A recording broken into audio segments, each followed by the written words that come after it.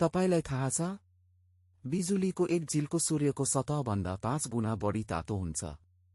यसको तापक्रम लगभग 27,000 डिग्री सेल्सियससम्म पुग्न सक्छ, जुन सूर्यको करिब 500 डिग्री सेल्सियसको तापक्रमभन्दा धेरै हो। यस्तो चरम तापक्रमका कारण यसले आफ्नो बाटोमा पर्ने सबै चिजलाई एकैछिनमा बाफ बनाएर उडाइदिन सक्छ। यो केवल क्षणिक घटना भए पनि यसको शक्ति परमाणु विस्फोटनको सानो अंश जस्तै हुन्छ, जसले प्राकृतिक रूपमै विद्युत ऊर्जा उत्पादन गर्छ।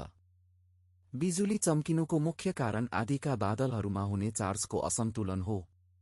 जब तातो ओसिलो हावा माथितिर उक्लन्छ, यसले पानीका थोपाहरू र बर्फका कणहरूलाई माथि लैजान्छ। यी कणहरू बादलभित्र तीव्र गतिमा एक आपसमा ठोक्किन्छन्, जसले गर्दा घर्षणबाट इलेक्ट्रोस्ट्याटिक चार्जहरू उत्पन्न हुन्छन्। यो प्रक्रियाले बादललाई ठूलो प्राकृतिक ब्याट्रीमा परिणत गर्छ, जसको एक भाग सकारात्मक र अर्को भाग नकारात्मक चार्जले भरिन्छ। चार्जको यो विभाजन व्यवस्थित तरिकाले हुन्छ।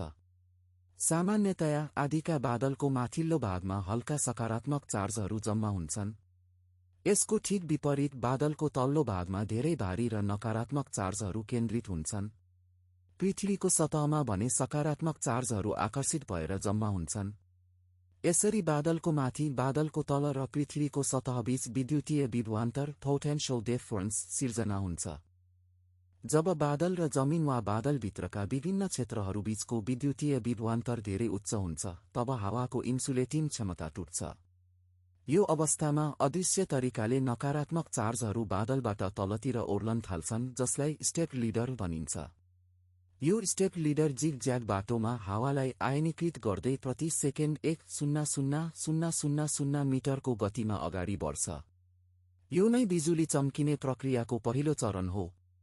जब त्यो अदृश्य स्टेप लिडर पृथ्वीको नजिक पुग्छ, तब जमिनमा रहेका सकारात्मक चार्जहरू त्यसलाई भेट्नको लागि माथितिर उक्लिन्छन्। यसलाई अपवार्ड स्ट्रिमर भनिन्छ। यी दुई लिडरहरू जब ठोक्किन्छन्, तब विद्युतीय परिपथ पूरा हुन्छ र बिजुलीको मुख्य डिस्चार्ज, जसलाई रिटर्न स्ट्रोक भनिन्छ, तीव्र गतिमा जमिनबाट बादलतिर फर्किन्छ। यो रिटर्न स्ट्रोक नै हामीले देख्ने बिजुलीको चम्किलो झिल्को हो, जुन प्रकाशको गतिमा यात्रा गर्छ। बिजुलीका विभिन्न प्रकारहरू हुन्छन्, जुन चम्किने स्थानका आधारमा छुट्टिन्छन्। क्लाउड टु ग्राउन्ड बिजुली सबैभन्दा सामान्य हो, जहाँ बादलबाट जमिनमा बिजुली खस्छ। क्लाउड टु क्लाउड वा इन्ट्राक्लाउड बिजुली बादलभित्र वा दुई फरक बादलहरूबीच चम्किन्छ, जुन हामीले आकाशमा ठूलो झिल्कोको रूपमा देख्छौं, तर यसले जमिनलाई छुँदैन। ग्राउन्ड टु क्लाउड बिजुली भने जमिनबाट बादलतिर चम्किने दुर्लभ प्रकार हो। बिजुलीले बोक्ने ऊर्जा अविश्वसनीय रूपमा शक्तिशाली हुन्छ। एउटै बिजुलीको झिल्कोमा औसतमा 100 मिलियन भोल्टदेखि 1 बिलियन भोल्टसम्मको विद्युतीय क्षमता हुन्छ, जुन घरको सामान्य विद्युतभन्दा 10,000 गुणा बढी हो। यसको करेन्ट लगभग 30,000 एम्पियरसम्म पुग्न सक्छ। कल्पना गर्नुहोस्, यति धेरै ऊर्जा 1 सेकेन्डको 10औं भागभन्दा पनि कम समयमा उत्सर्जन हुन्छ, जसले गर्दा ठूलो मात्रामा ताप र प्रकाश उत्पन्न हुन्छ। गर्जनको आवाज बिजुलीको झिल्कोले उत्पन्न गर्ने चरम तापक्रमको परिणाम हो। जब बिजुलीको विद्युत प्रवाह हावाबाट बुझिन्छ, यसले आफ्नो बाटोमा रहेको हावालाई केही माइक्रोसेकेन्डमै 27,000 डिग्री सेल्सियससम्म तताउँछ। यो अचानकको तापक्रम वृद्धिले हावालाई यति तीव्र गतिमा फैलाउँछ कि यसले ध्वनिको गतिभन्दा छिटो जाने शक वेभ सिर्जना गर्छ। यही शक वेभ नै हामीले गर्जनको रूपमा सुन्छौं। हामीले बिजुली चम्केको देखेको केही सेकेन्डपछि मात्र गर्जन सुन्नुको कारण प्रकाश र ध्वनिको गतिको भिन्नता हो। प्रकाशको गति लगभग 3,000 किलोमिटर प्रति सेकेन्ड हुन्छ, जबकि ध्वनिको गति हावामा करिब 343 मिटर प्रति सेकेन्ड मात्र हुन्छ। यसको अर्थ बिजुली चम्किएको लगभग तुरुन्तै हामी देख्छौं, तर गर्जनको आवाज हामीसम्म पुग्न समय लाग्छ। यो सामान्य भौतिक विज्ञानको नियमले गर्दा हामी बिजुली र गर्जनको फरक समयमा अनुभव गर्छौं। आँधी कति टाढा छ भनेर पत्ता लगाउन एउटा सरल नियम छ। बिजुली चम्किएको देखेदेखि गर्जनको आवाज सुनेसम्म लाग्ने समयलाई सेकेन्डमा गन्नुहोस्। त्यसपछि त्यो संख्यालाई 3 ले भाग गर्नुहोस्। परिणामले तपाईं र आँधीबीचको दूरी किलोमिटरमा दिन्छ। उदाहरणका लागि, यदि तपाईले 10 सेकेन्डपछि गर्जन सुन्नुभयो भने आँधी करिब 3.3 किलोमिटर टाढा छ। यो विधिले तपाईलाई सुरक्षित रहन मद्दत गर्छ। बिजुली पृथ्वीमा कति सामान्य छ भन्ने सुन्दा अचम्म लाग्ला। विश्वभरि प्रति सेकेन्ड 40 देखि 50 पटक बिजुली चम्किन्छ।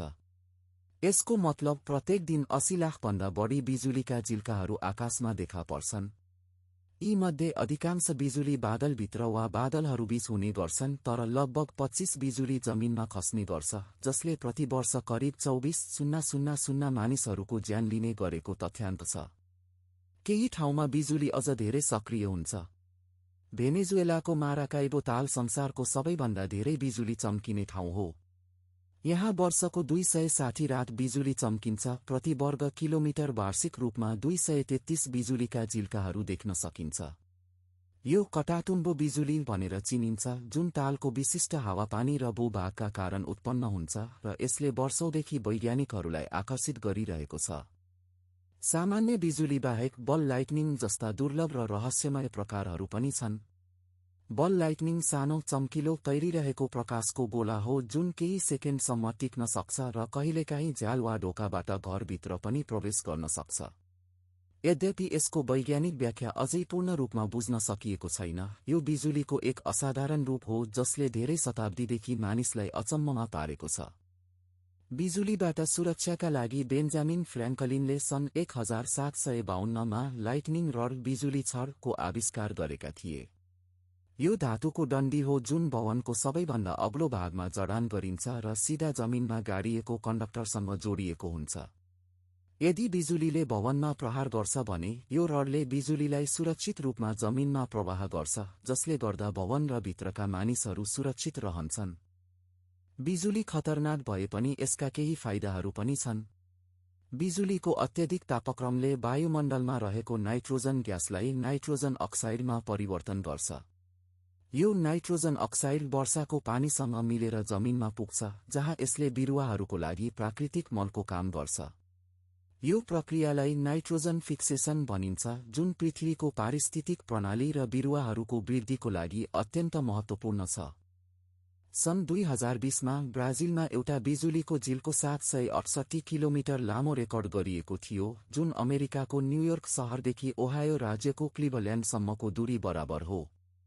यसैगरी 2020 मा नै अमेरिकाको टेक्सासमा एउटा बिजुलीको झिल्को 17.1 सेकेन्डसम्म चम्किएको रेकर्ड भएको थियो, जुन अहिलेसम्मकै सबैभन्दा लामो अवधिको बिजुली हो। यी तथ्याङ्कहरूले बिजुलीको अविश्वसनीय शक्ति र प्रकृतिका रहस्यहरू कति विशाल छन् भन्ने देखाउँछ।